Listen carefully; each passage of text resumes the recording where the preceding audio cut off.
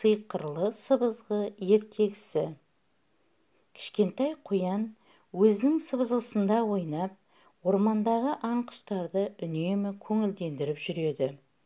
Ормандағы аң-құстар қоянның ойнаған әуенінен көңілдері көтеріліп, мәз-мейрам боп қуанып жатады. Кенет қоянның осы шырқын қасқыр мен түлкі бұзды.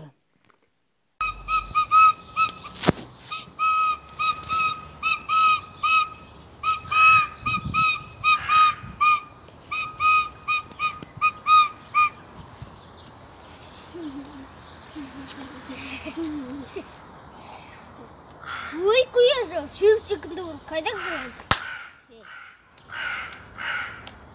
Жақсың араш, қалың қалай? Жақсы? Ой, Қасеке, қойшанышы, қояны құтпанышы. Қоян жаңа қолында ойыншығында береді, қайтарып береміз. Я, береді. Бұл ойыншығымыз, бұл музыкаға аспап, оны өте әдемі. Ой, әуен, музыка!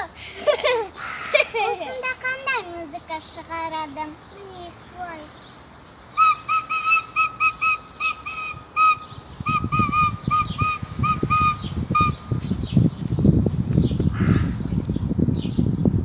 Қоян, шыбыжғынды бейлетіп, білет көрейін. Я, береді, қайтарып береміз. Міне.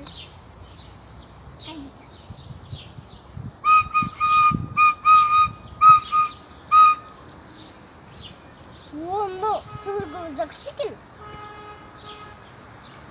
Қоян жәнді мынау біздікі болады. Қалайша? Менікі ғой.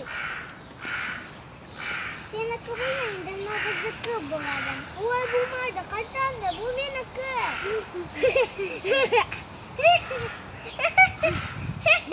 Мұна музыка. Мынау қасқыр мен түлкі шыбыжғынды ақ қойды да бермей қойды. Берді сені, бермейді.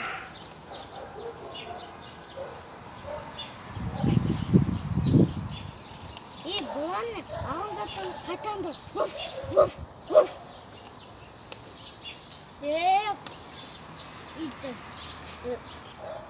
Итеке, сен деген ақыр бір жанашыр болғансың ғой.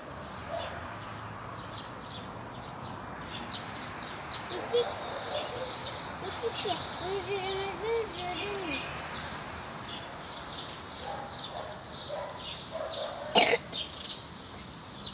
Қанеке, жанармалды қайтаңды. Әпеше салғанды біремін.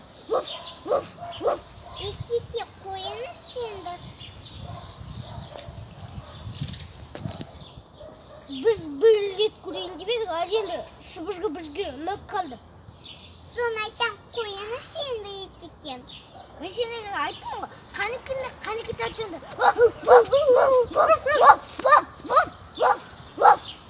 Ира, бұзен сендерді көмейтін ғой. Қоян сыбызғынды ала ғой. Бұлудің затын алмауға, қайтымауға, және кісіге забыл көштегі болмайды. Сыбызғынды ойнамақ жан-жақты қуантайды.